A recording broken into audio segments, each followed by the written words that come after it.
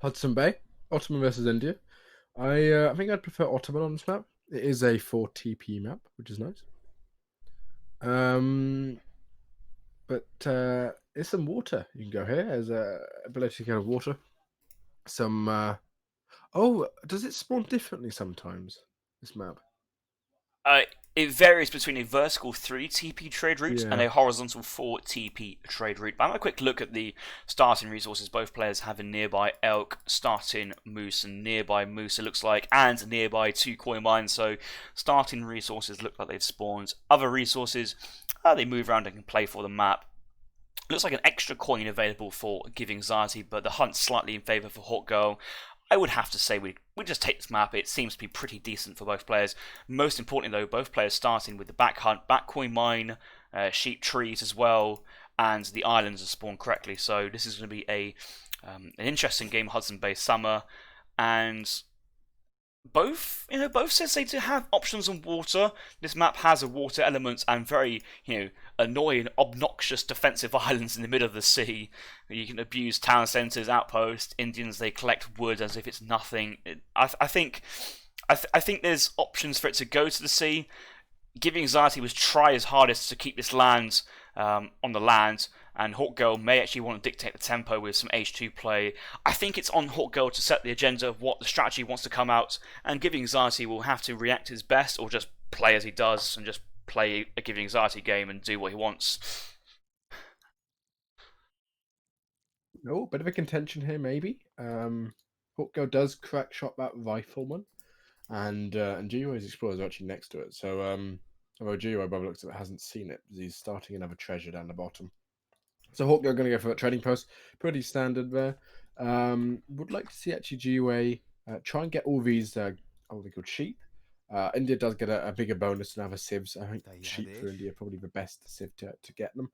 And if he can pick up, I think there's 9 on the map or 10 on the map, or maybe even eight. It's 10, but Hawk Girl just missing the first experience pass. That's a feels bad moment, but it's okay though. That's TP route, not the greatest.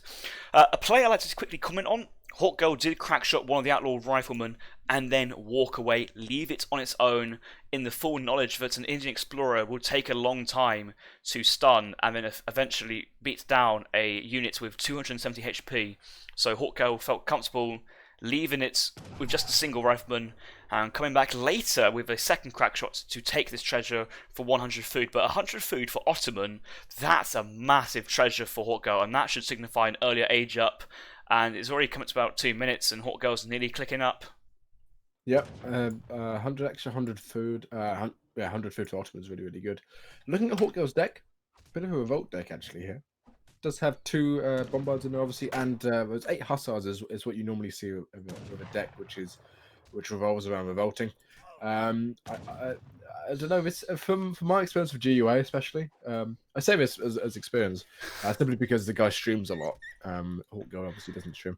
I know he doesn't like revolt. He's one of the players who seems to be very vocal about revolt being a pretty unfair mechanic. So maybe if Hawkgirl does that against him, he maybe sort of tilting him a bit, if you will. Hawkgirl sending in three villages quite late actually compared to GUA. GUA also getting 6 sheep, which is quite important.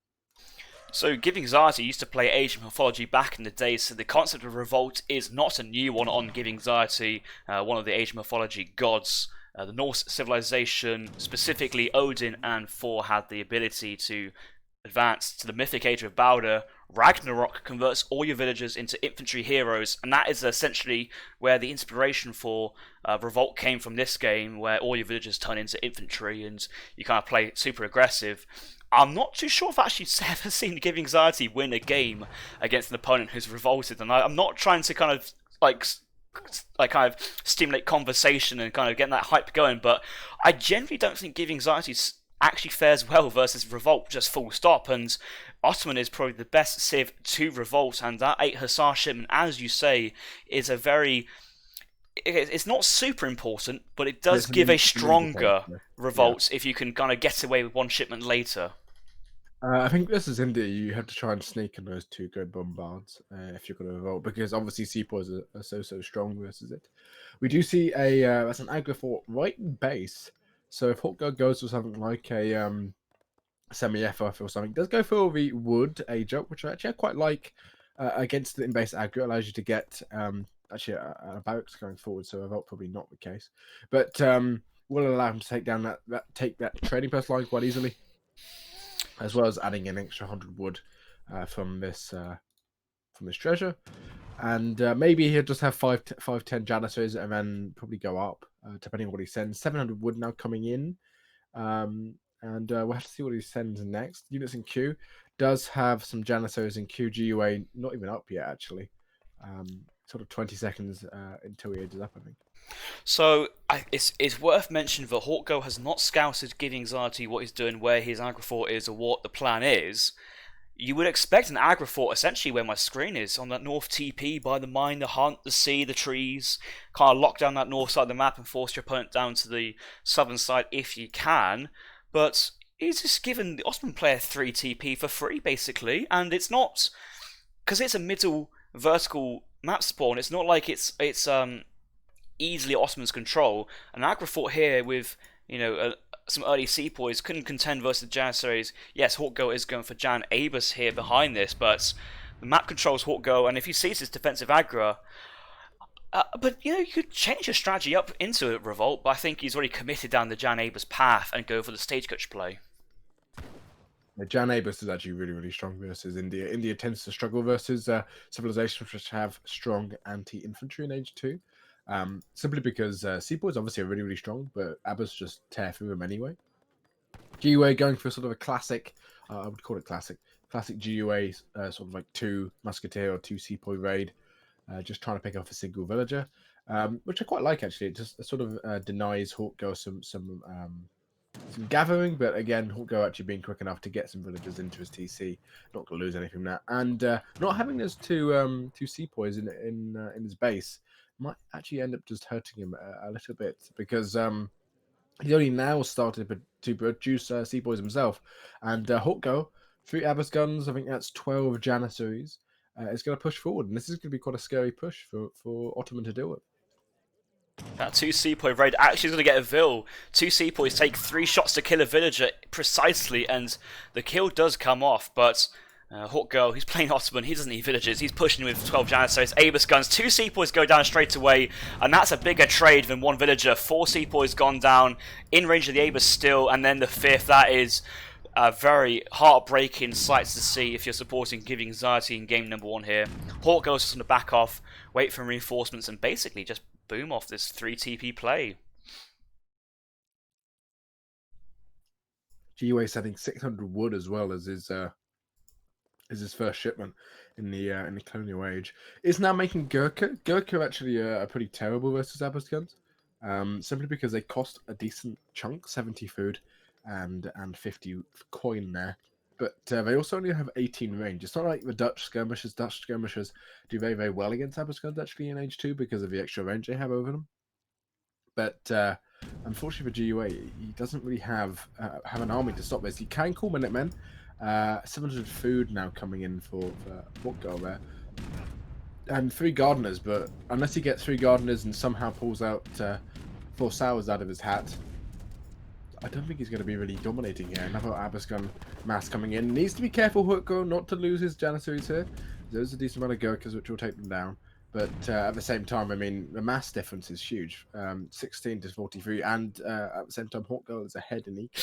Oh no, it's GiveUAnxiety raiding with Gardner Hussars. No, he's pulling them back. He's seeing the infantry. I thought GiveUAnxiety was going to use these special, your trump card units to raid, but stagger mode, Abus guns, Janissaries moving in, trying to reduce the damage from the aggro fort. It's a low amount of damage, but Abus guns getting some good volleys on the Gurkhas. Train off, and it's 4 hours on Abus guns. The fight's going to happen here, but this Janissary is already in me, fending his cavalry units back, and I think Hawkgirl's actually not too phased.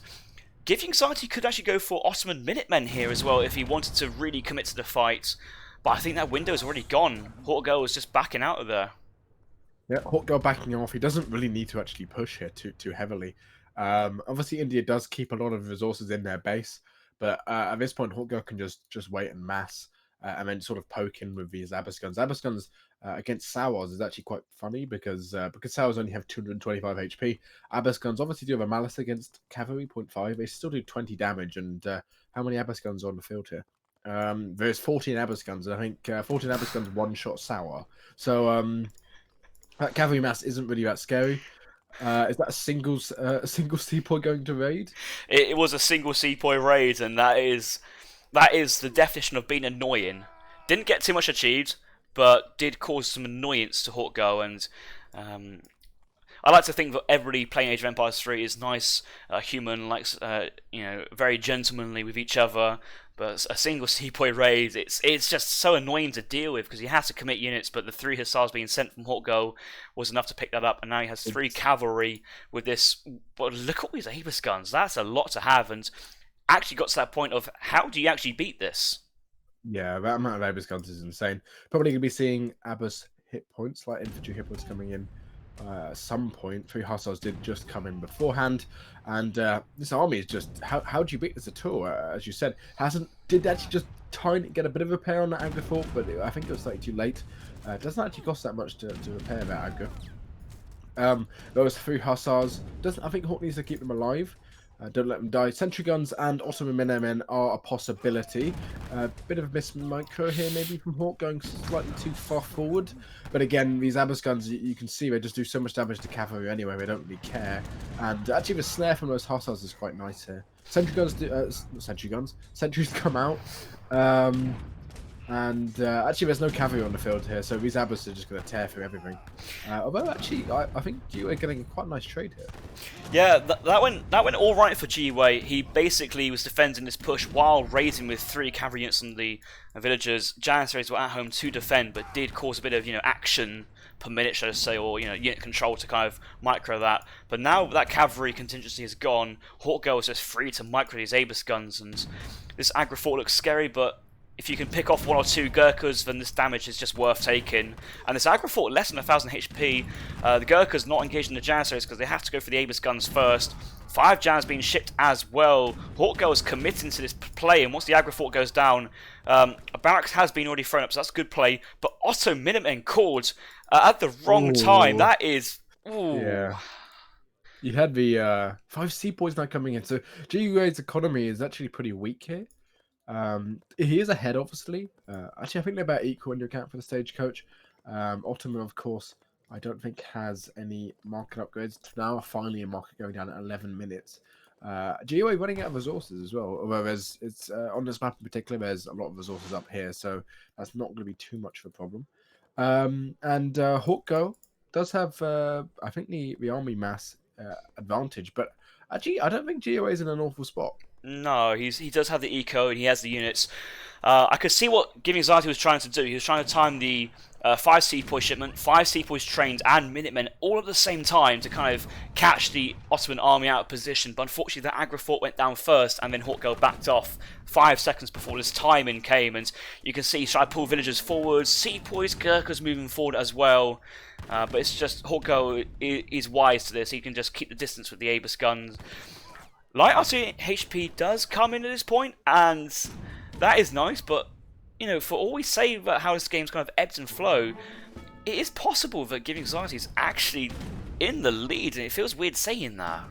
He's in the lead because you have to account for 8 score going down from that aggro going down.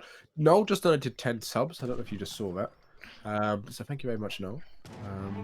While even going to Hawkgirl, actually. Yeah, I've just seen that, yeah. If Hawkgirl's micros this correctly, though, he's ahead almost certainly. There's no Cannabis anywhere. GiveUA now pumping out a decent amount of... I think he's just got Gurkhas in queue. Yeah, 10 Gurkhas in queue now. And I don't know. I don't know if just continuing Jan Abbas is the correct thing to do here. There's a lot of Janissaries here which aren't doing really any damage. They're just sort of sitting there the same as the sepoys are. And it ends up being sort of Gurkha versus Abbas. And unfortunately, Abbas, they just take a long time to train even. And unfortunately, Gurkha, he gets more Gurkha out basically, and he's just trading more efficiently with them. Hawkgirl's at 22 villagers, now 23. For some reason, I thought he was already at that 25 vil limit and not training more, but Otto Eco is that slow that it's just not even actually got to that maximum villager population in Age 2 before researching that villager tech, and you can see GiveUAnxiety 38 villagers with foreign login and distributism.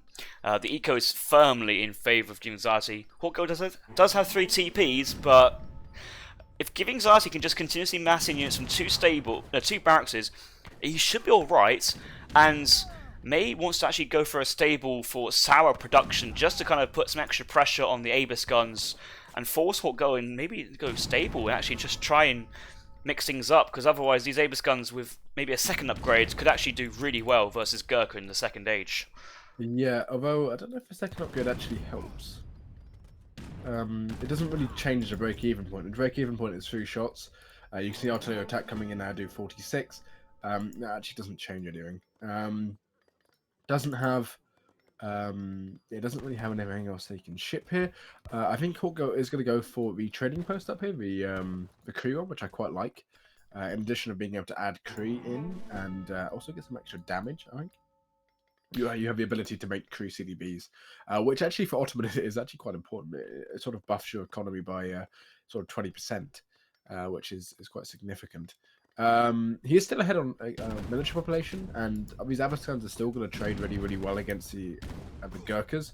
But again, he needs to be careful, and maybe he just needs to sort of get some Huss and just push in with Huss and Jan at this point. Yeah, so GiveUanxiety now going for dock playing, going for the water play behind this, and I feel that GiveUanxiety has enough resources to defend on land quite comfortably, but then also kind of boom on the water behind this. And once GiveUanxiety gets about 15 to 20 boats out on the water, we will have that food income to kind of bounce off and mass units further. He is out of hunts, and I appreciate Hawkgirl kind of trying to play the containing, the food starving, and just resource starving gameplay, which I think is very underplayed in Age of Empires 3. Controlling your opponent's resources is a critical strategy in just any RTS, especially in the Age of Empires series.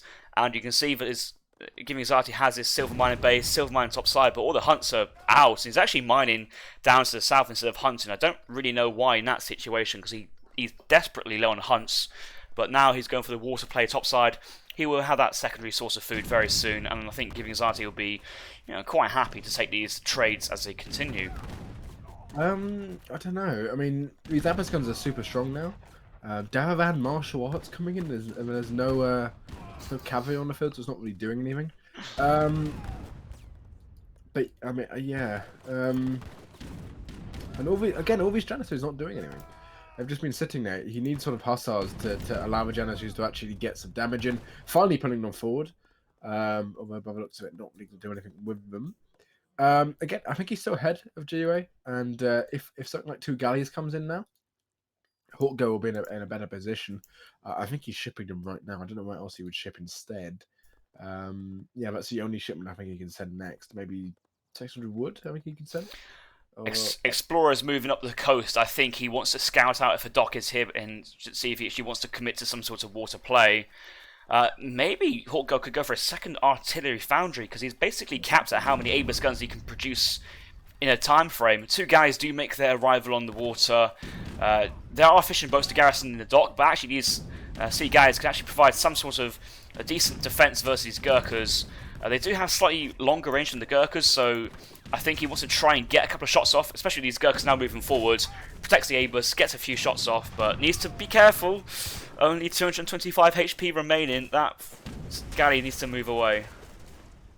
Yeah, the 2 docks are probably going to go down to the Janissaries. Does need to be careful of the Gurkhas, as you said. There you go, 1 goes down. That dock is going to get some units in it. It needs to garrison them. Although the galley fire and the Abyss guns coming out here probably going to go back in instantaneously. This could be, this could be a good fight for Hawkgirl. He's Jan's now to defending, and ships behind providing fire. Abyss on the land. Okay, yes, and an elephant on it, but these guys can fire into the infantry behind this. And there's villagers, there's Gurkhas, there's sepoys, there's boats, there's Abyss, there's elephants. Everything is here. But I think there's just too much stuff here for GiveUanxiety. I think he's just basically picked off those Janissaries as if they're nothing, and Abyss guns are retreating. These boats could try and get some good trades, but they're not. And all in all, GiveUanxiety he's held on very well and now has 67 recalculated economic population. And one thing GiveUAnxiety is always good at is his macro. He's very macro orientated, and that eco behind this is really strong. Caravel coming out as well at the same time.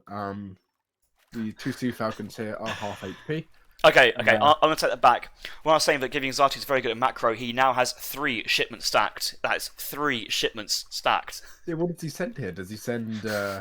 he hasn't got... I mean, desert... Probably what you want to do is here is send... get 500 coins, send Tiger Claws or something like that. Or 600 coin. He has already sent 600 coin. Or like Camel Attack and Camel Desert Terror.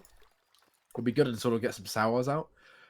Cords of 600 wood coming in now for Hawk Girl. That's a lot of abbas, though. Well, Stable is finally down now, and 3 Hussars in queue. Enough resources to go for the 5 batch of units. Aegis gun production can continue behind this, and he's basically now going for Aegis gun Hussars, which I really like. 5 Hussars would actually do enough just to kind of really hurt GiveUAnxiety, because these sepoys will have to commit onto the Hussars, given Aegis guns a couple of volleys where they won't take any damage and losses. So if Hawk Girl can micro this could go well, but overkilling 1 sepoy is not what you want. Yeah. That's like 25 abbas going on 1 sepoy, which is terrible. If 5 more Hussars come out, actually, I think Hawk Girl ahead of here. Oh, it's back and forth, isn't it? And it's the power of just adding cavalry has just changed the dynamic very, very quickly. Even if the cavalry do no damage, they're just there to tank range fire from the Gurkhas, which they can do quite well. But look at this now, Doc coming up top side, repairing the HP on the galleys, which is nice. I think Hawk Girl's going to go for sea aggression instead of sea economy and go for more galleys and try and fight this, because he realised that GiveUAnxiety is going for some sort of eco play on the water. GiveUAnxiety boats and gill nets already, which is very nice to see the gill nets in. Very important upgrade. I'm glad he has remembered it to get it as soon as roughly when he's had about 10 fishing boats, let's say. Yeah, those 2 galleys, are they going to take down a... It's close, he's microing. Look at this, he's running the galley around with the highest speed. Can he get away? He needs to run it. He's going to get a shot off on the caravel. I think that galley is going to survive. And GOA going to be forced to make some more caravels, probably. I would like to see some canoes coming up. Canoes are particularly good at taking down fishing boats. But GUA, I think he's still ahead. I mean, 81 recalculated unit economic unit population. Once you account for the trading personnel, probably more than equal for Hawk Girl for about 55. But realistically, I mean, GUA is ahead quite significantly here. Doesn't have imperial bureaucracy, but that hurts. Oh, that is an upgrade that he's absolutely probably forgotten about. He's getting Eastern medicine though, so fair play. I gotta say, remembering his Asian greatcoats, something I always like to see. But he has a rice paddy forwards. That's the furthest forward of building there is on the map is a rice paddy, which not the biggest fan of, but it's also not too bad because it's right next to the town centre. But he's now aging up. The Wander's coming down, and that is the Taj Mahal with the ceasefire ability. That's a huge raid. Oh my god, here we go. Oh, villagers, Hussars, Janissaries as well. Even Aba's keeping company. More Hussars nearby. I like he's basically sacrificed lots of villagers to try and get the big bunch in the way. But he will have to force some sort of military reaction. But no, Hawk Girl is backing off. And that sacrifice in 5 vills has basically saved 7 or 8. That is another good play from GiveUAnxiety. One thing you can see is GUA probably not too used to playing Tad Sims, because he did try and put 12 villagers on the Wonder instead of 8. So 3 of them are just standing there. Yeah, I did see that. I mean, Hawk Girl has to rage you, and he is actually at the same time. Probably going to be fast staging, or maybe with a galley.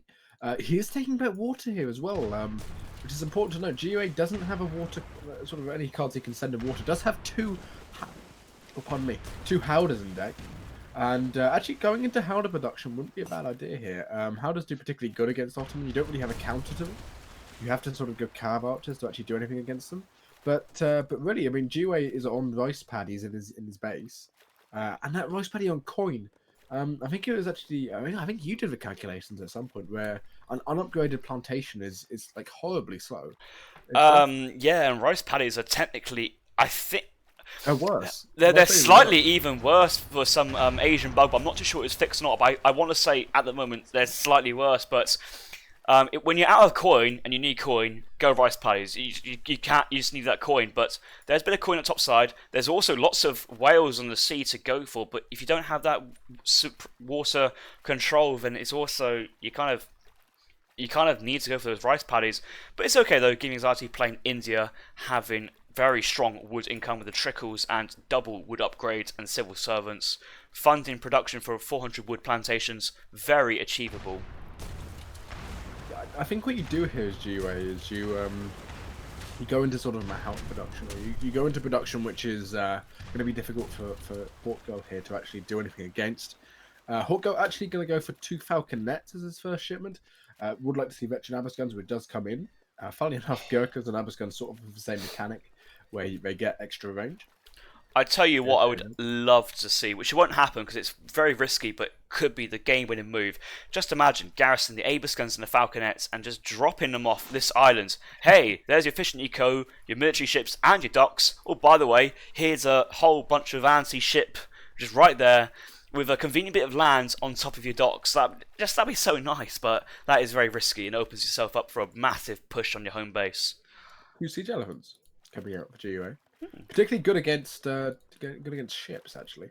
Although these caravels are particularly bad against. Oh, that's a lot of veteran hussars though, and those seapoys are going to get they're going to go down straight away due to the Abusguns. The Falconets are not unpacked just yet, but the siege elephants have run away due to the being focused down by the Abus and the hussars, and having one siege elephant is actually not great. Falconets turning fire into the galleys, the caravels going down, galleys being brought in topside to raid the fishing eco.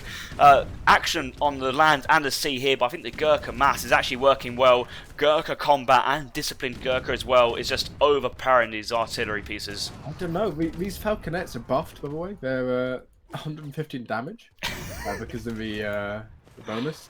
One of them on 5 HP as well. This is a lot of Abus. Abus here have 54 attack and nearly 200 HP. Need to utilize sort of, I think, frigates at this point. You need to utilize the ability that you have as Ottoman to ship a frigate, take out this fishing economy. There's a number of fishing boats still there. Build a fishing economy yourself, and maybe go for sort of a massive Falconet. India tends to struggle against Falconets, and this is a lot of Gurkha. You know how we're talking about Ottoman revolts? It's not a fast revolt, I know, but it's such a surprising play. It could work. You need to ensure that you have some sort of water control, whether it's outposts on the island or ships already. But you only need about to train 15 to 20 hussars, sends the O'Higgins age up, 30 Imperial hussars, and who cares if you have 50 guard Gurkhas by that time or whatever. You know, a big massive Imperial hussars just catches you by surprise. It's not that they're so strong, it's just you don't have time to react, and that's what the revolt works so well. But at the moment though, veteran hussars tanking the Abusgun fires doing alright. That Falconet with 5 HP is still alive. Yeah, doing so much work. Another red coat going down for the Falconet, and yeah, it feels like it's GiveUAnxiety's game, but it's still close, and the elephant. Elephant killing the Falconet there. A big raid here actually from those disciplined Sepoy. Hawkgirl microing his Explorer. Was going for a TC. Oh no, they're running back into them. This is awful. We need to run into the town centre, but it's not even built, is it? Oh no! You want them? Oh, I know what happened there. That was probably easy military control happening. Trying to grab the villagers, but actually grab your Explorer instead, and just can't pull your villagers back. That is awkward, to say the least. Honestly, I think I agree with you now. A revolt wouldn't be a bad idea.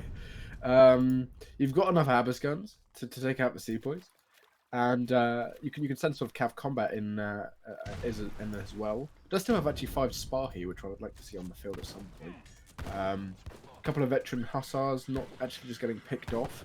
The water again is being contested by these 2 galleys and a couple of these canoes. But GUA is so far ahead on eco now. But Hawkgirl now going to put down a 3rd TC, so revolt's not going to come out ever. And really, I mean, he's too far behind at this point.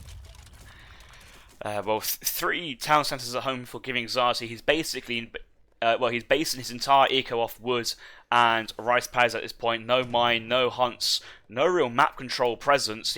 He's getting control now, but he's not regathering the natural resources. A couple of disciplined seapoys getting nice raids, and that town centre may even be denied. But the really important play at the moment is 3 Mahouts, which are actually trained. They weren't shipped, they were trained. Yeah, and he's actually buffed him over that Daravan martial arts. Dravidian, come on. Dravidian Come even, on. 7 Urumi as well coming out, which this push is actually going to be really, really good. Abaskans do particularly badly, obviously, against cavalry units, and those veteran janissaries will do quite well against the Mahouts. But actually, how many units just died? I mean, a lot of villagers just died in that corner at the bottom.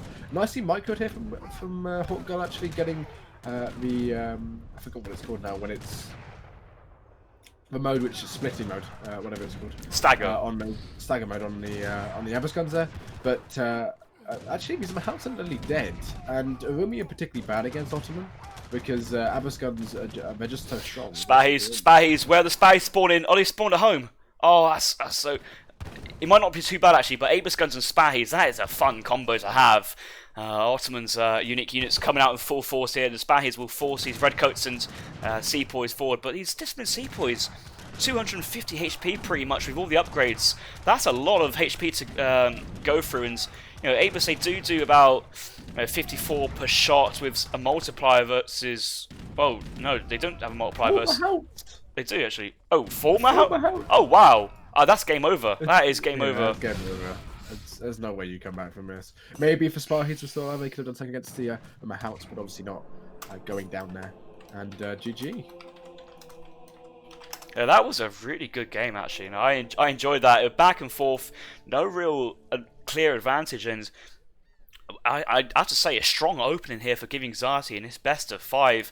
It's really nice to see both players starting on the right foot. I don't think either player made any real significant mistakes, which is it's just a good indication that the next games will also be somewhat competitive. On the other hand, though, GiveUAnxiety picking up the win with India, not even his main civs. Hawkgirl already using Ottoman, he can use them again, but Hawkgirl is thinking, oh, hang on a minute, I've got GiveUAnxiety on fire today. GUA playing well. Sorry, I'm eating my dinner. I've got to be right back and move the guinea pigs in a bit as well. But yeah, GUA playing really well actually. Even hosting a lobby even really, really quickly. Normally GUA is sits in the post-game lobby for a while, but by the looks of it, he's raring to go. He's going to get counterpicked by Hawkgirl, and it is Hawkgirl's maps, which is notable. But yeah, GUA 1-0 up in what was quite a long game, actually. Right, I will get into the lobby, and I will have to be right back, guys, unfortunately. Some real-life shenanigans have occupied. Apparently, the guinea pigs, they need some new grass to munch on. My mum's finished working at the school for the term, so she's on some holiday, but she's been given the responsibility for looking after the school guinea pigs, which is kind of cute. So I need to sort that out, but I'll be back in about 2 minutes. Yeah, I'll talk through what we're gonna do. I don't know what the maps are, so we'll have to see what GUA Hawkgirl comes to pick out here instead. But Hawkgirl can play Ottoman still. GUA can't play. Yes. Yeah, so GUA is right here.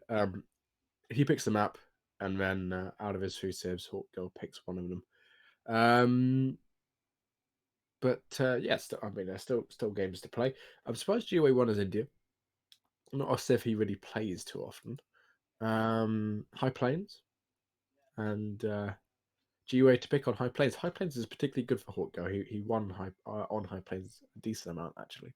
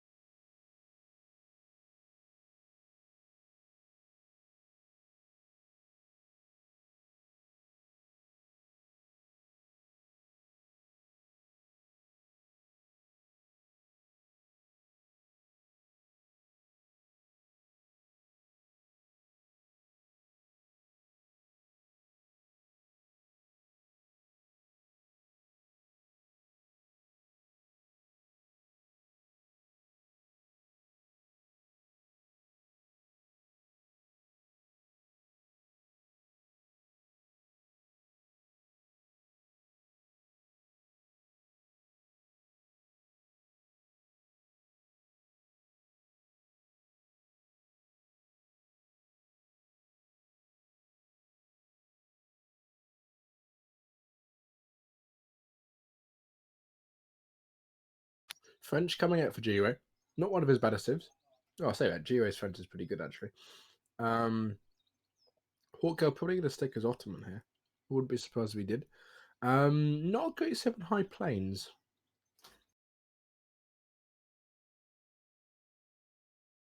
Yeah, not a great 7 High Plains, actually, GUA.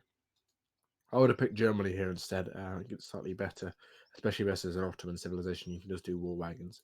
But we'll have to wait and see what Hawkgirl's picks. He can play China, Hawkgirl. Empire looks of it, play Dutch, British, can play Portugal apparently, and I think he plays Spain and Ottoman. I think those are the civs he plays anyway. To wait and see that.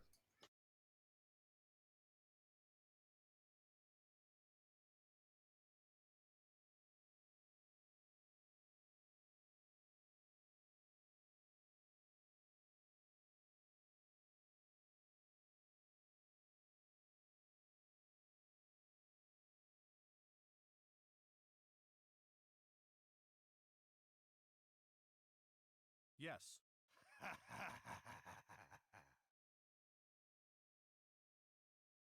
Yeah, GUA not realizing he was the host apparently, but you can see High Plains has 5 TPs here, has also 4 native TPs,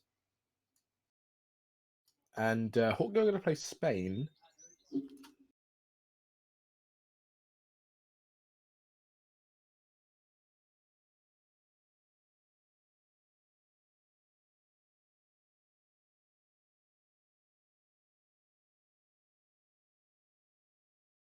Yeah, Hawkgirl going to play Spain. Strong civ on this map. You can ATP, but obviously GUA not too scared of it either.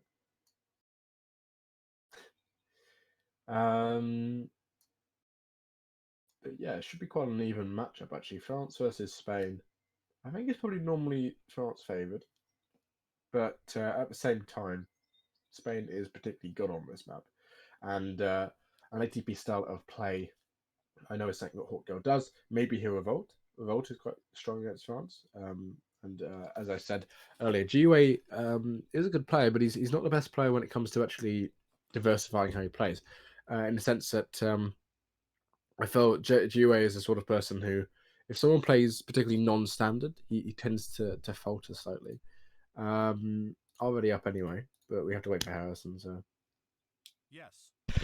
Right, I've just literally come back. Have you chatted to the fine folk of ESOC about your upcoming hidden tournaments?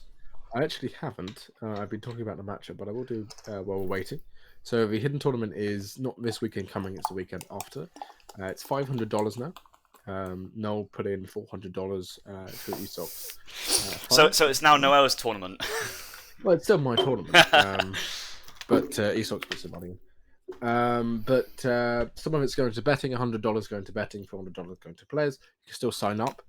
And I was actually making the accounts today, so some of the names are pretty funny. So yeah, I think you guys will enjoy. Let's have one account name that we can expect to see. I saw him in a chat, so I wanted. I've made one called Smurf XD. Because obviously there's a player called Smurf X. So I thought I'd play on that. But yeah, High Plains, Spain versus French. I always thought that Smurf X was actually a Smurf himself, but may actually be an original player. So if it was actually a Smurf, he got a Smurf on a Smurf, which is, it just gets into degrees of badness. Yeah, yeah. I think everyone's got a Smurf on the game anyway. I don't think there's a huge amount of players who don't. I don't know. I don't know if you have actually. I've definitely got a few. You have like 10. Yeah, I only play on like 2. Anyway, it is a food stop, so that's probably better for Spain actually here. I don't know. Yeah, probably better for Spain because it allows you to go to ATP earlier. But yeah, we'll have to wait and see. I was saying Hawkgirl can revolt with Spain, and GUA. Oh, GUA not being the best player at sort of going against non-standard builds, if you will. Yeah, and Spain on ATP is the map to revolt on. If there's going to be a map you can revolt on, it will be High Plains. And one thing I'm very looking forward I'm looking out in this matchup is GiveUAnxiety going to steal a train post? Will he actually specifically chop and try and steal 2? Because if you do not contest this TP line, you're in for a bad time. So will GiveUAnxiety have the matchup knowledge? I'm not too sure, because he focuses so much on Brit and German that he might not know his very niche matchup and play style on a map like High Plains. Yeah, it's a bit of a peculiar map. It's definitely better than Ceylon. More competitive, at least, than Ceylon. Ceylon? Ceylon. Oh, Sorry. Ceylon. Well, I thought he was trying to say like Sonora, but like completely got that one wrong. Sonora's terrible.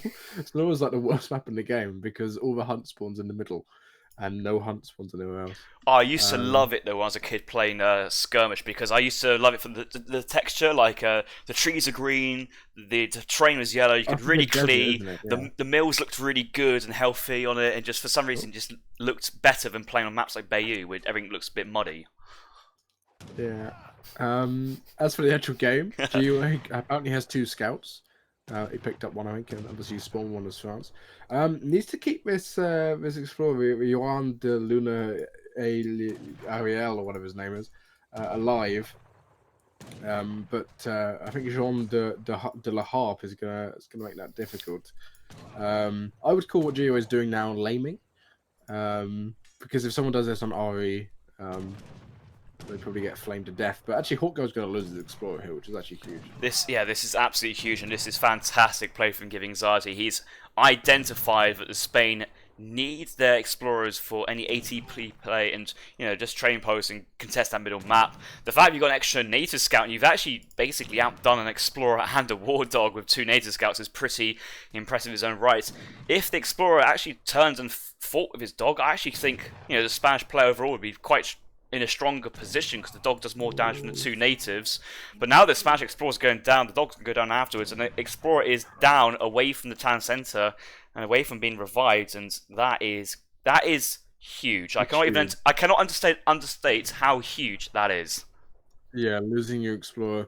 GiveUA actually even going to go for 80 wood here, which is going to kite, and actually, I mean, this just turns the tide of the game massively. We'll look at the decks. GiveUA's deck is not a very good French deck. Again, 700 food instead of just 600 wood and 600 coin is interesting. I don't get GiveUA's decks. He has both Royal Mint and Refrigeration, which I guess is okay, actually. But doesn't have 7 skirmishers. Doesn't have... what else doesn't he have? He doesn't have... Oh, he does have food silos in his deck for some reason, and as well as cavalry attack, which you don't really need. Yeah, he's gone for a very upgrade-focused deck, but missing cards like the 7 skirmishers, as you say. Could even argue to have 10 Jaegers as well. That's a nice card for French. Not out of the scene there. 700 food making an appearance instead of either 600 wood or 600 coin, either or 600 wood probably more useful. But the fact that you have Refrigeration and Royal Mint, I'm not a fan. I'm really not a fan of Royal Mint in 1v1 games. Refrigeration makes sense, I appreciate it, but Royal Mint feels awkward, because if you send in Royal Mint, you might as well just be in the 4th age with factories, and it is on the base of gathering, so you need at least about 3 or 4 plantations for it to actually make a significant impact. I've sent Royal Mint a fair few times. As good as Germany. If you go yeah. That is the only exception I will have. Yeah, I have to say that's the only exception.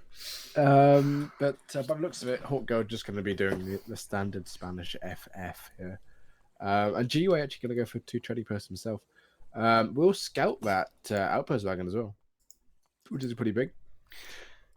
GiveUAnxiety outplaying Hawkgirl so much this game, and so far this series. The fact he's gone for a second TP probably doesn't need to.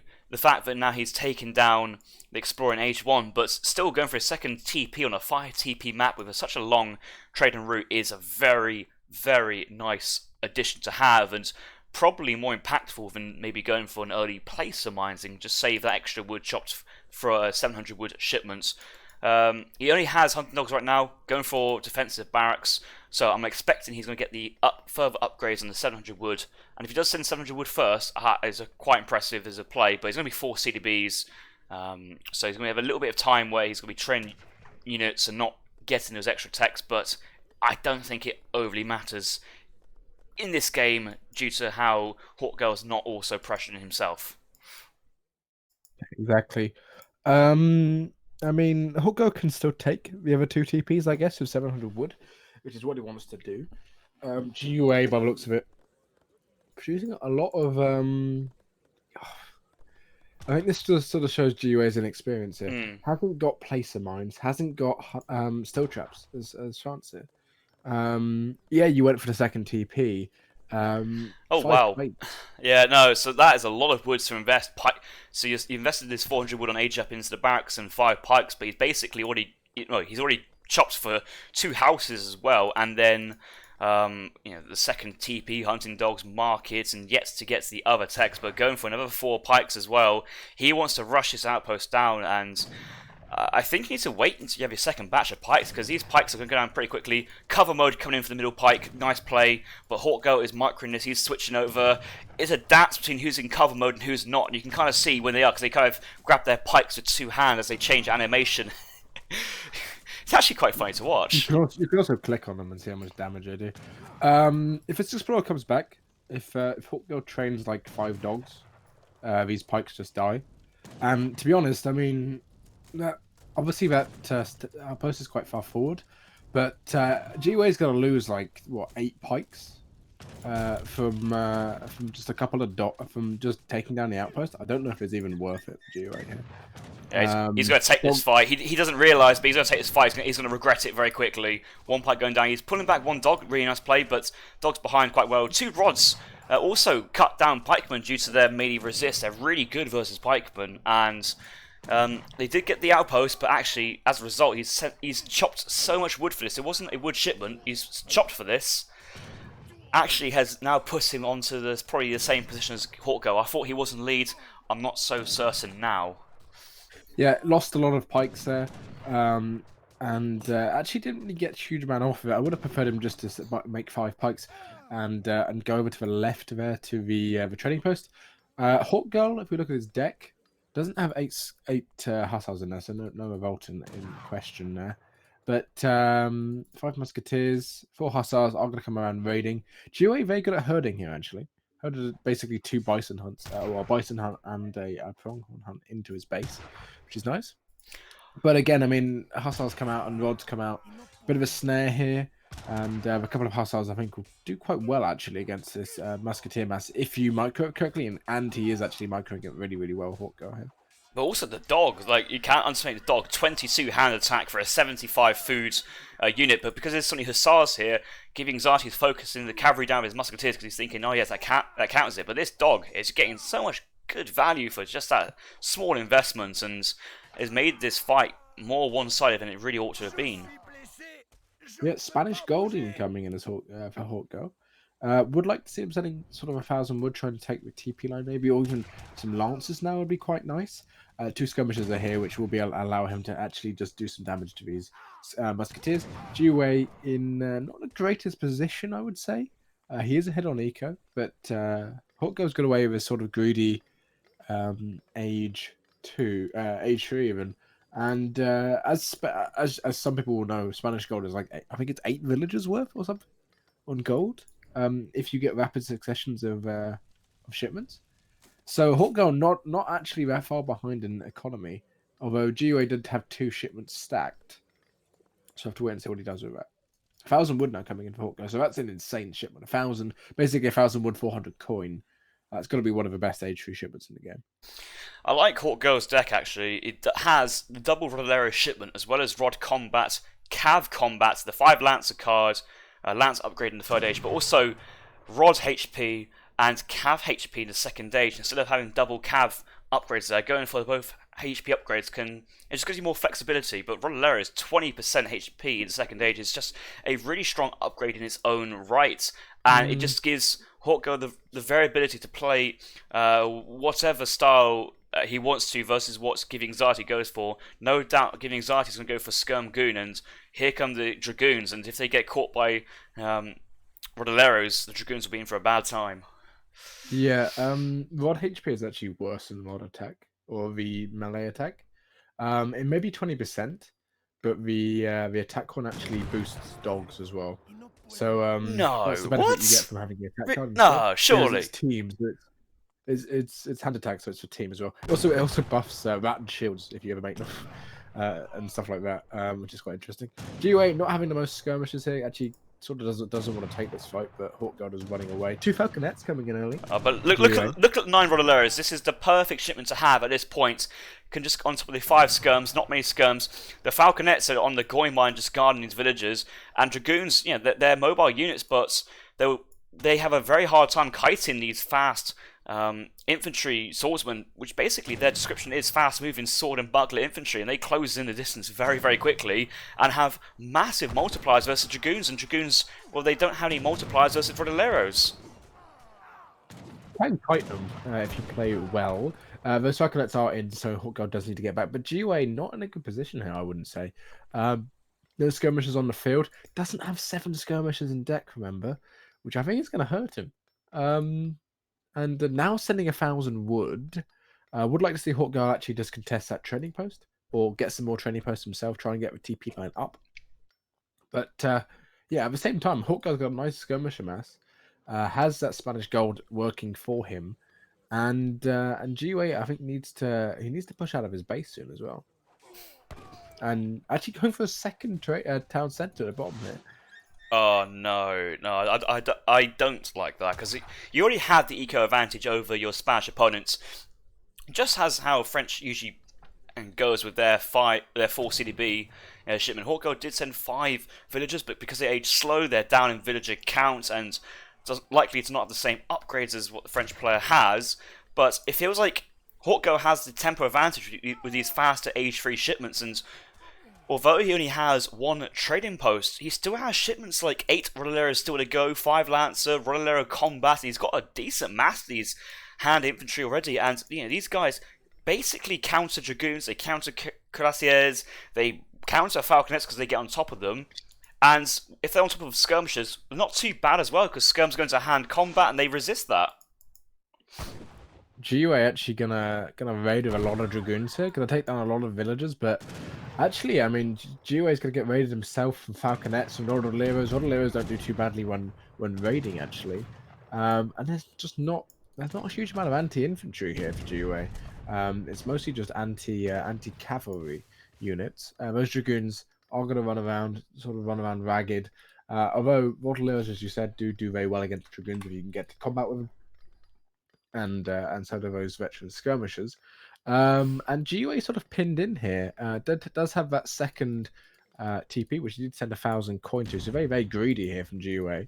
But the army and the fight probably will go in favour of Hawk God if they take a fight in just a minute.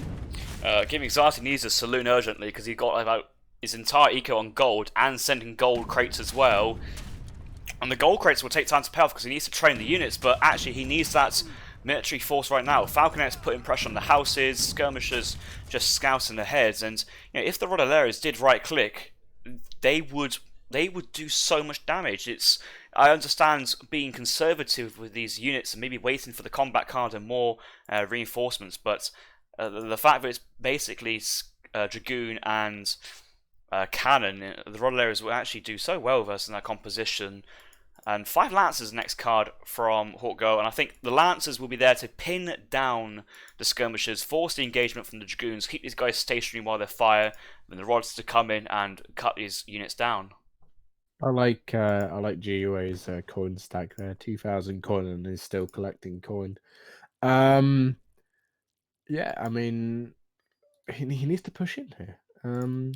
Otherwise, he's sort of stuck. He's still producing Rodilleros. No, I would like to see hand infantry combat coming in at some point. That's 15% attack, 15%.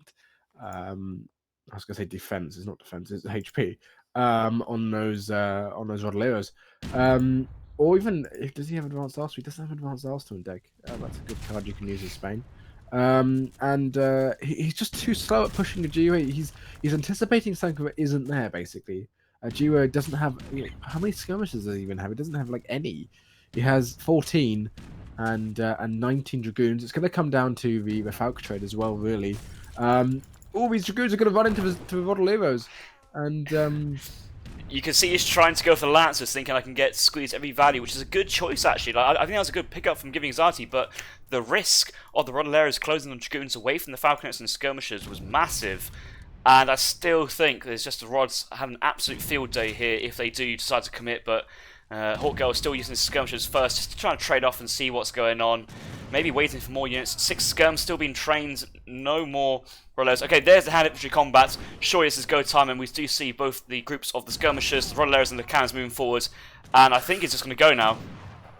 Yeah, Rodoleros are on the correct units. So Lancers are also on the correct units. Rodoleros over onto the side, taking down the Dragoons. Gets a shot off on one of those Falconets, but Hawkgirl actually winning the Falconet trade quite convincingly there. Those Rodoleros are getting actually taken down by those veteran Dragoons.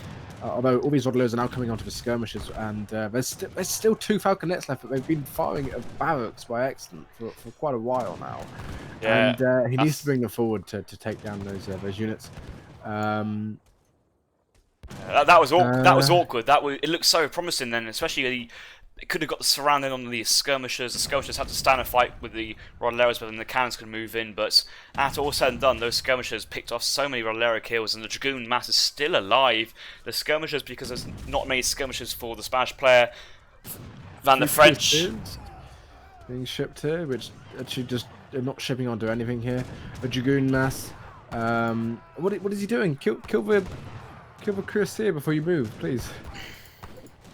There you go. Kill the cuirassier. That was snaring all of your units. Hawkgirl's in a bad spot here. There's not a huge amount he can do.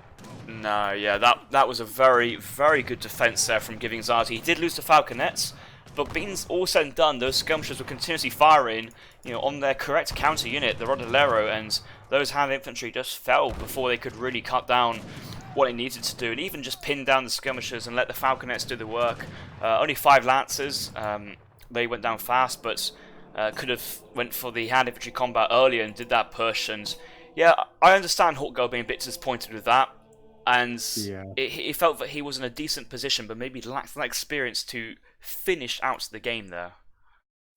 Yeah, I mean, he had basically such a long time where he could have done anything, and he wasn't able to. GUA was on 14 skirmishes for some part of it, and Hawkgirl just lost all his mass just very, very easily, which is unfortunate. And GUA still has Germany and British he can play, so yeah, we'll wait and see what happens next game. It is Hawkgirl's ability to counterpick as well as choose his own map, I guess. But yeah, not a greatest game for Hawkgirl there. I think his micro maybe hurt him a bit. These team game players, man. These team game players. You tell them, Riot. Yeah, I don't really know what happened in that game, honestly. I'm a bit surprised. But GUA is, I think, going to host in just a second, hopefully. Try and get us in. We have 210 viewers joining us for some tournament action in the round of 32. That's quite nice to see randomly on a Wednesday night. Nothing too... was there actually a post to say this was scheduled on the homepage? Because my event schedule is not working, actually. There was, I think. Yeah, there was. Oh, it is now, yeah. At least in the timetable there was. I've just refreshed the page and it's just suddenly gone up, so maybe something on my system's just changed. But Keister Danielik also today at 23 GMT. Unfortunately, both me and Riot will likely be in bed at that point, but I'm sure somebody from the States will be awake to cast that match featuring Keister from the US of A and Danielik representing Team UK as well. Should be quite close, actually. Daniel and Keister, I think. Oh, have you seen Danielik's map pool as well? That is... I will be watching that. I'll be watching that tomorrow. I have to work. Yeah, Ceylon, Indonesia. I don't even know what Zavkhan is, honestly. So Zavkhan is basically, best way to describe it, it's another downhill map. It's it's a very thin, narrow, snaky valley map. It's like a massive S shape. if you would say that. And you can kind of there's a little, it's like a Pampas Sierras river going through the middle with crossings, but you can kind of advance on the left side and the right side. So it's a really nice idea conceptually.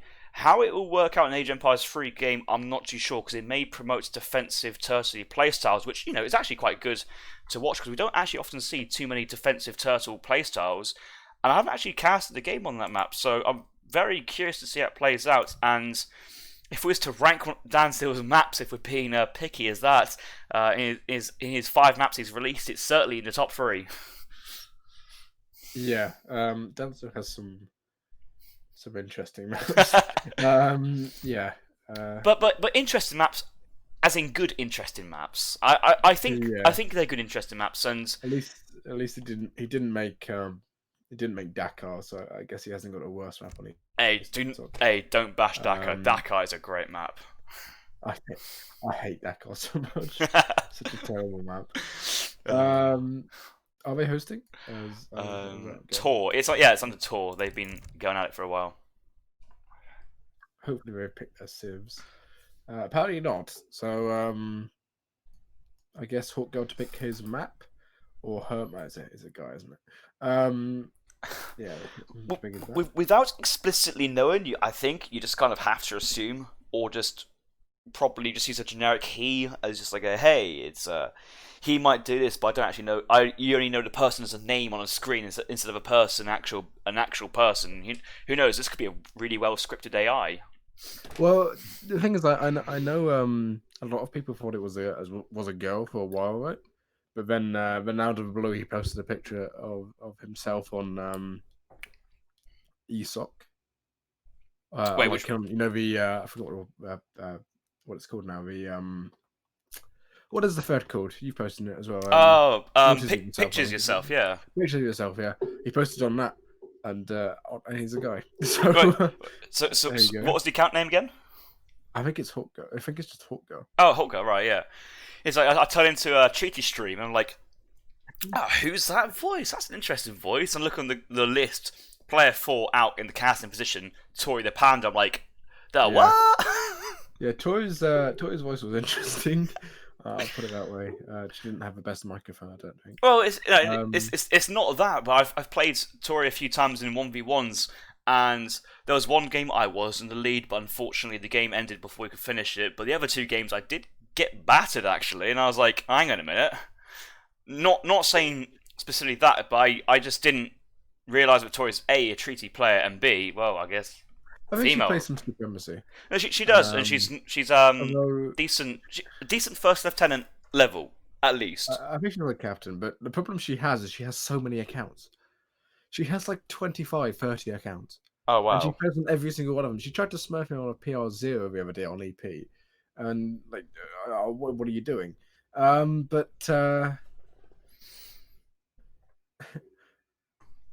Apparently he gets much. I don't know what Hawk was talking about here, but we are going back to Hudson Bay, the opposing version of Hudson Bay, though, the winter version, which doesn't have as much water viability, but it does have bigger treasures, I think is how it works.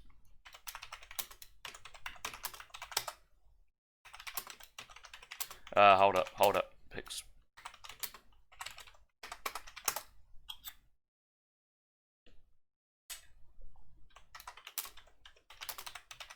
Yeah, winner picks divs. Yeah, that's how it works. So it's I think it's New World Championship rules, right? But yeah, it's New World Championship rules for civs, and the opposite for maps. I think is how it works. Yeah, so it's a big advantage for losing, but on the downside, you've lost. Is that Jap lock? My moderation's come up there. Is Hudson Bay Winter one of Hawk Girl's maps? Is it? Japan? Wait, GiveUA Japan. GiveUA Japan, yeah. GiveUA, he's pulling out all the different sims. Well, he played French last game, didn't he? He played French. He's played India. GiveUA might just be like a secret god at RTS games, which nobody's known. Everyone's taken the piss out of him for so long for only playing British and like Germany for like 10 years with 10,000 hours. But the guy might just be secretly like Brigadier with every civ. Well, we all say this, and like I wouldn't say. I think the phrase is we're focusing on GiveUAnxiety. That guy is really good at kind of art, at mechanical control and let's say RTS strategy calls, but possibly lacking in build order and specific AoE3 knowledge calls. And once he gets that knowledge down, I actually think he could be up at that brigadier level, low brigadier, high colonel. The problem is, you say once he gets some knowledge down. I think out of people who are actively playing, he probably Plays the most. most. Which is the only thing which is a bit iffy with it. But yeah, I mean, I have to say, GiveUA's been improving. I mean, he was playing on Slayer a while ago, a couple of months ago, and he lost to me going Merc FI. But I think he's beyond that point now, when he's going to lose to some random captain going Merc FI against him. So yeah, Hawkgirl should. I think he's going to pick a Civ. Don't think he'll play Spain. Spain versus Japan is a weird matchup. We don't really see it too often. I think it's like even, right? It's yeah, I'm gonna say on this map, because it's a 4 TP where you can probably get control 3 of Spain, or a vertical 3 TP where arguably you can get the entire route under control. I'm gonna say it's a Spanish favoured map. This will play out very similarly to Manchuria, that Japan can send 3 boats, but Spain will likely send the outpost forward. They may have to defend an early Japan push out of Ashi, Nagi, Ashi Yumi with Rodolero shipment dogs and Explorer and outpost fire, but early Spain with rods, falconets is the main key one. Rods, lances, falconets is really tough to deal for colonial Japan, and Japan wants to try and age up, but we'll get that timing push will come in there. So if it was 2 equal players and maybe at the higher level of like Brigadier, Major General playing, I'm going to say it's a 60-40 Spain favoured, but Japan is such a strong servant. Maybe at the slightly lower level of Lieutenant Colonel, Colonel. Oh, my boy, GiveUAnxiety his Colonel rank now. He's actually a Colonel. He is Colonel. He's been Colonel for a while.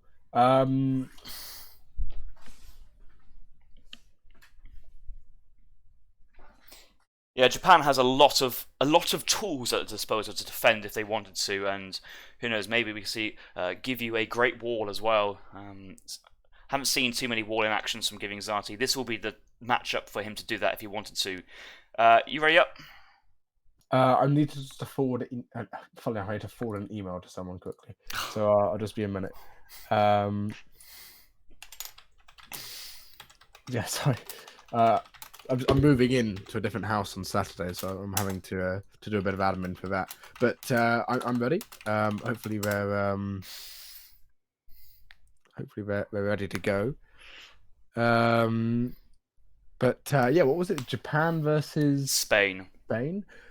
Odd matchup. You don't see it too often, but I don't actually know how this goes. So I don't know if you know how it goes, but I don't think I've seen it for a long time. Well, when you base it off one game, you're also just thinking, oh, was that game played correctly or not? I want to say that Spain, well, they have the momentum. They need to make use of the momentum because they'll fall behind in the eco regardless. But we'll probably see a standard FF from Spain into Falconets and Lancers. But we'll find that out as the game progresses. Quick look at the map. Both players spawn in North Hunt and Mine. And I'm sure both players... Oh, actually, Hawkgirl missing a coin mine. I would let him know. It's quite important actually for Spain to have a second mine, I think. You could say that mine's down there, but that is quite far away from that's a mile away. Yeah. That's a couple of screens over. Still loading in somehow. I don't know how, but we'll have to wait and see. Funny enough, GiveUA actually only spawned on one orchard. No, he didn't actually. He did spawn 2. Oh. You shouldn't save a top one spot. You should save a second mine. Well, I think you have to be quite. You know, you have to specifically say your second mine near your base, which you usually have a base. Oh, no problem apparently. Yeah. Okay, you kind of want to give them enough information to say, hey, you really should rehost this. And I remember Maito did not rehost a map screw in the final game of the Winter Championship Pro Final. I'm like, why are you not rehosting this? You should rehost this, but he didn't and then lost. I was like, oh, well, don't look at me.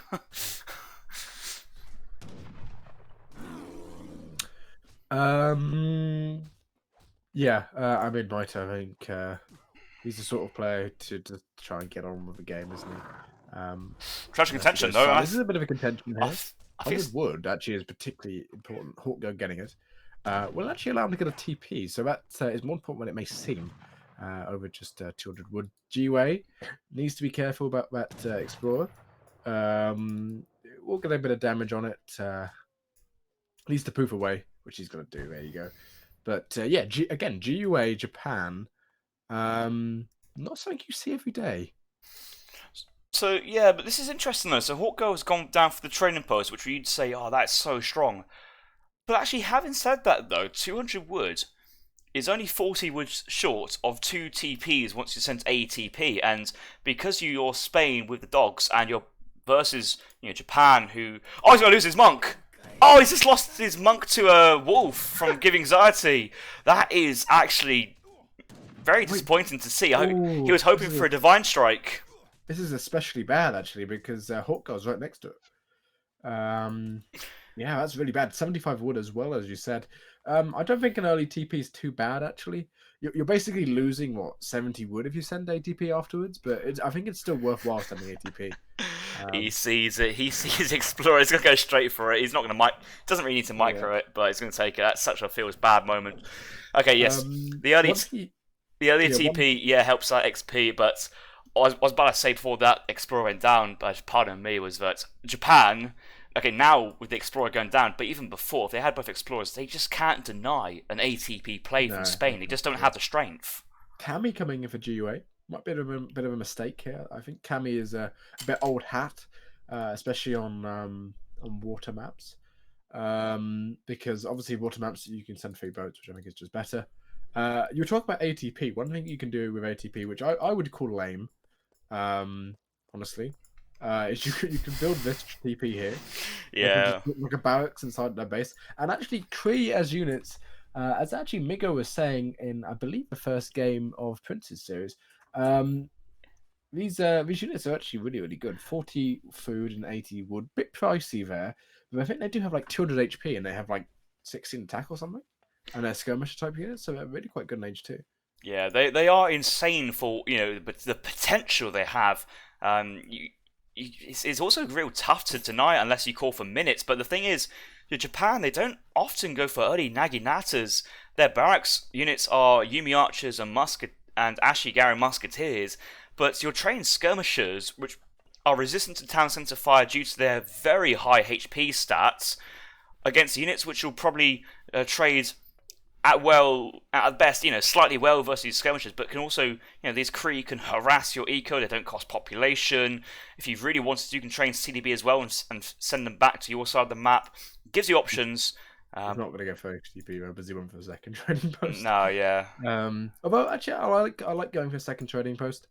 Got the 75 wood stolen from GiveUA. I like when he's got the little Paco dog over the Honen Shonin. GiveUA going for the Kami Wonder. I think it's called Kami. It's not called Kami, is it? It's called the Teshogu Shrine. And yeah, I mean, I think Hawkgo having a stellar age 1 here, even having a native scout. I didn't see that. Yeah, I've just completely remembered that GiveUAnxiety is playing Japan. I've just that fact has just kind of gone off my mind and just come back again. And the wolf does come and revive the Explorer. Explorer poofs back, gets away from the Spanish Explorer and a War Dog. Hawkgirl does have 2 shipments, where he sent 1 shipment, likely to be 700 coin. He's going to send his tower forwards and going to go for a tower FF strategy. Sent it really south though. This is probably a sneaky play just to try and hide it, but I feel that Spain can be really in your face with this tower and get away with it. 700 coin comes in, 2 shipments behind, likely to be 700 wood, followed by 7 Rodoleros in this case, or may even be 8 pikes. He does have 12 pikes in age 3, and we'll have to see if he's going to age up with the cavalry or the pikemen. Yeah, he could go for Purashiki sort of build, couldn't he? If anyone wondering, Purashiki is you go for a forward outpost, a really, really forward outpost, and well, we don't really see that happening. You go for a forward outpost, and you basically utilize, I think 8 pike. You age it with 8 pike, and you ship. Yeah, you ship 8 pike, age of 8 pike, and then go for 2 falconets. and then just push forward with that. There's 700 wood coming in. So Hawk Girl going to age up. What's he edging up with? Text being researched here. He's edging up with a scout, which is actually just isn't. It's not.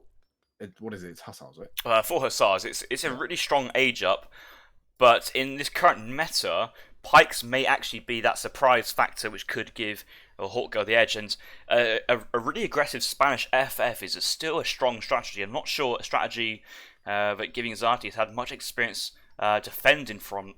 We're talking about 20 pikes or 28 pikes in your face with guarding 2 falconets and sieging down very quickly your big shrine in town centre. And even if the big shrine goes, that's a massive eco problem that GiveUAnxiety will have.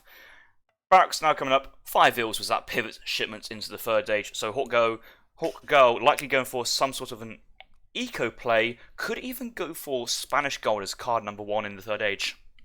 Yeah, I think GUA's sort of an experience is shown here, right? He went for double 600 wood, which isn't the greatest. You can see how he's going to be stacking 1,000 wood, and he only has sort of, what, 8 shrines, 9 shrines? No, it's 10 shrines left to make, which I guess is enough, but he sent Cami, and he has Portuguese Consulate, so there's 75 wood each. And so he could have gotten away with just sending 4 villagers instead, but I mean, it's not too bad. He's getting a trading post by the looks of it as well. Probably going to get the ever trading post as well. So adding it all up, it probably isn't too bad. Hawk Girl sending 8 pikes. So he's going for quite a good aggressive build here by the looks of it. Going to be making probably musketeers in that. Oh no, he's probably going to be making skirmishers, right? He's not making any units now. Skirms or rods. But it's nice to say that Hawk Girl with that 2nd training post could afford a 2nd additional shipment in the colonial age. You'd usually expect either 5 settlers, or the 8 pikes or rodelleros, one or the other. But Hawk Girl's gone for both and has another shipment ready to go in the Fortress age. Maybe having 2 as well, and actually picking off 3 ashes for the 4 hussars. That's a good pickup already.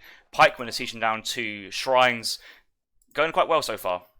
Yeah, I reckon he's shipping 12 pike, by the way. 12 pike and then into Falcons or even Lancers. Lancers are really, really strong against Japan, actually. Skirmishers in queue here. 600 coin being shipped from GUA, so he's going to try and get up. Either try and get up, or yeah, he's just going to try and get up. But 2 Falconets instead actually coming out. Not a huge amount of anti-cav here, so he would need to be a bit careful with some Naggies were to pop. Although there's a lot of Yumis here, which aren't going to be doing too well against this mass. And actually, this is quite a scary sort of early age 3 push at 8 minutes 30. And that Tashuka Shrine probably going to go down relatively quickly here. I wonder if Hawk Girl will kite his falconets forward, take a shot, move forward, take a shot, move forward, and join up with the pikemen. They're a little bit exposed, but there's no cavalry here for GiveUAnxiety, and these 2 hussars are going to go straight in onto Yumi archers. We'll lose those hussars, but just buys time for the kill on the Shotoga Shrine. And the only real cavalry that GiveUAnxiety has access to is the Daimyo, which he can send, but that's only a single cav unit versus all these pikes. Yeah, 5 Lancers coming in. Again, Lancers, I think, just beat this by themselves. They're such a good unit. I think probably one of the funnest units in the game, actually. Lancers, in my opinion. But one thing to note is that Tashoga Shrine gave Hawk Girl basically a shipment, and he doesn't have 4 Lancers in deck. It's a bit of a disappointment. But Daimyo coming out, and actually with the Vil pool, he might be fine. Those 2 Falconets going to go down relatively quickly due to the villagers. GUA microing his villagers quite well here. And actually, villagers do really, really well against falconets, which is the odd thing about them. And they somewhat resist falconet fire as well, because they have no multipliers against them. And GUA, with those 5 Concha Yamabushi coming out, actually cleaning up and doing a good job here. Oh my god, the GiveUAnxiety, the gift that keeps on giving. That was another good defensive play from GiveUAnxiety. The Daimyo did go down, but Hawk Girl was focusing the Daimyo with the Lancers instead of just trying to clean up the Yumis while he had the opportunity. And as a result of going for the Daimyo, there's still many Yumi archers on the field before those Concha Yamabushis come out. 12 pikes being sent now doesn't make too much sense at this point. Sending 5 Colonial Hussars instead of 4 Veteran Lancers as well is based on that Hawk Girl's deck choice, and there's not many real skirmishes to kind of master play off this, and these Yumi archers would trade quite well, and because Hawk Girl went 8 pikes instead of going for Smash Gold first and then sending the other cards, the eco behind this is not great for Hawk Girl, and it's balanced. It's balanced. Yeah, balance is all things should be. Those veteran hussars, no, not even veteran hussars, just normal hussars, are actually do quite well at just getting Yumi's back. Yumi's don't do too well against skirmishers, which is one thing to note. Skirmishers obviously having slightly more range. A bit of a raid here, a couple of Ashes raiding. GiveUA doing what he does best, basically harassing and buying himself time. I would say probably GiveUA's best attributes in terms of how he plays.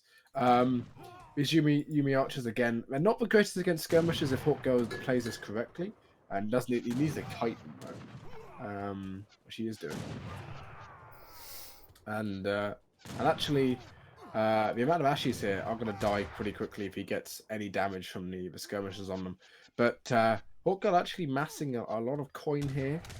Probably going to go for an artillery foundry, maybe. Or is that just because he's stuck in his base? I think it's stuck in base stacking. You don't have the wood for the artillery foundry, and then the falconets cost wood as well. And you need those units now, but he's losing the skirmishers, and it's not looking great. Especially now his dog's going and getting picked off for free in its own right. And GiveUAnxiety has shown his recent improvements, and it's been on full display here today. Good unit control, well, really good unit control actually. Good macro. Strategic decisions and build orders could be improved, but his other aspects of his gameplay are seconds to none. And Hawk Girl, with the Civ advantage here, you'd argue is actually on the back foot and having to run away from this Japan army mass. And GiveUAnxiety, if he wanted to, could go to the next stage, but firmly massing units now. I think a stable could be nice just to get a couple Naggies, just to kind of pressure the Skirm mass, but pure Yumi and Ashy also works really well as well. The Yumi archers just do fantastic versus skirmishers. I think he's Hawk Girl's at the point where he needs to go sort of lancers, or I mean he's only got one barracks here. It's not going to be doing too much. Rodeliers are going to do decent to snare, but he's off his next hunt here. Doesn't have great coats and doesn't have any markup goods. Has had that market for a while now. You want to? Oh, it does actually has still traps. It just wasn't registering for some reason. But yeah, I mean, he's not in a good position. He's basically lost an unlosable game, really.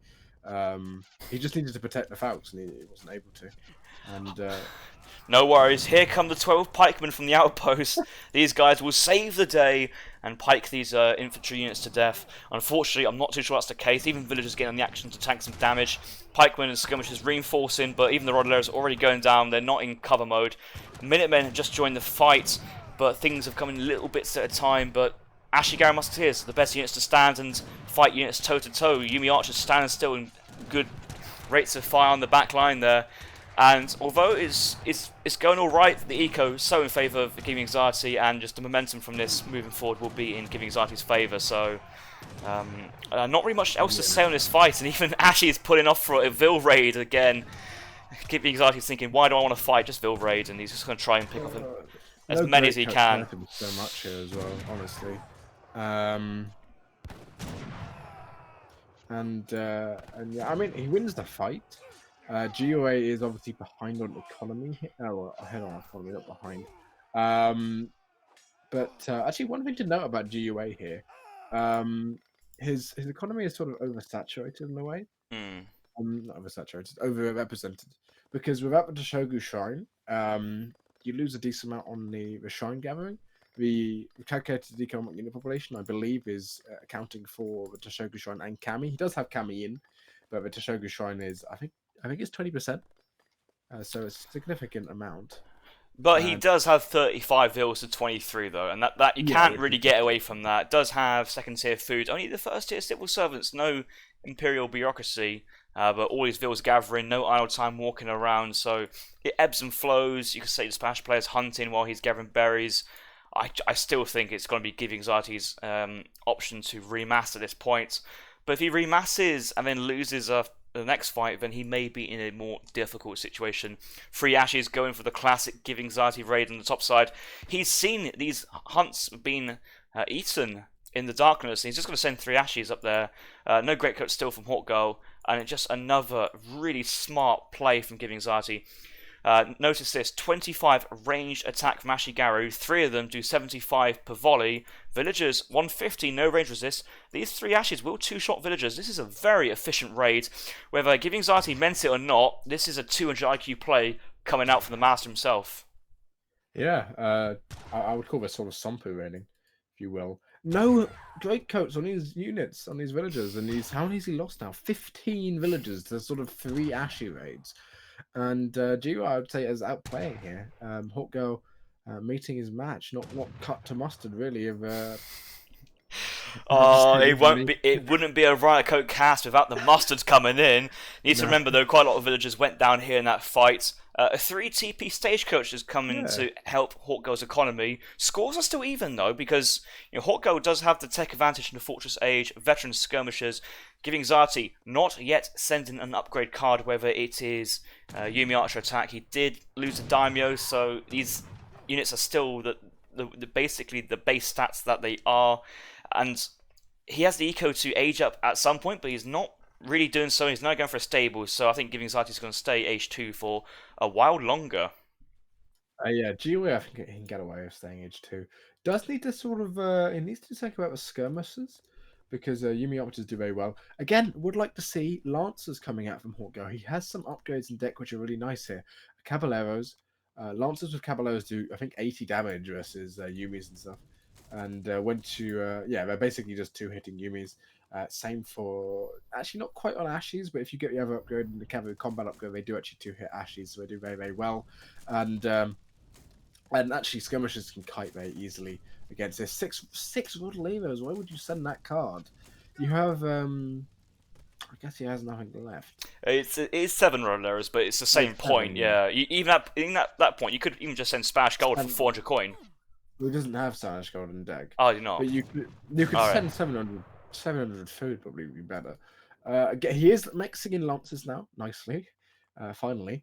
And actually, maybe he didn't need Rodelevos. He didn't have a huge amount of anti-cav, and GUA not adding Nagi. He is adding Nagis now, and that's actually what he needs. If he were to, he's shown the Lancers as well. This is a mistake. You don't want to show the Lancers really, because you want to surprise GUA with a Lancer batch. More raiding of these Yarabushis, sort of 5 or 6 of them just running around, taking down these houses. And actually a mass raid of Ashi at the bottom here. But if Hawkgirl had sort of 10 Lancers, he could just go in here and take this fight. Oh, I don't know what Hawkgirl's putting his Lancers back to try and do it this way. Constantly Bushis are literally the best counter that Japan have for any cavalry unit. And GiveUAnxiety raiding with all his clubmen and musketeers down to the south is essentially opened himself up for a cav push on his archer mass. But I think he's just a little too far ahead in the military count for it to be a bit of a prop. Oh no, Angler said that though. Cologne Nagy is going down to 4 or 5 Lancers here, and he's not fighting it. He sent all his anti-cav back, and that's if he had his anti-cav here, he would have just cleaned this fight. Imagine 5 Lancers in this fight. 3 Lancers just now sitting there doing nothing mid-map. And Hawkgirl saying he's going to quit AoE. Yeah.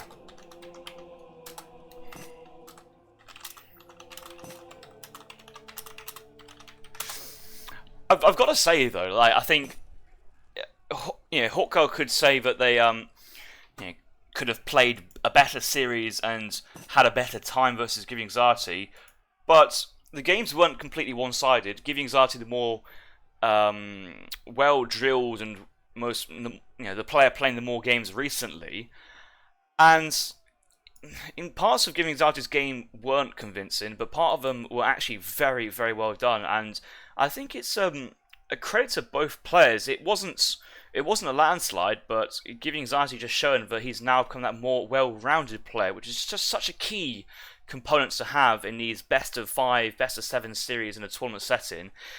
You can't believe it. GiveUAnxiety has won with Asian Civ. So what is this? Yeah. Again, I think GUA has just been playing on Slayer. If anyone didn't know, Slayer is GUA's Smurf account. I think he's been playing it a decent amount, and that time sort of showed off. Maybe his mechanics have shifted over. I think his Japan game here was a bit weak versus Spain. If Hawkgirl had just stayed with his Falcons, he would have won, which is unfortunate, really. Losing Falcons to villagers isn't the best thing to do. That sort of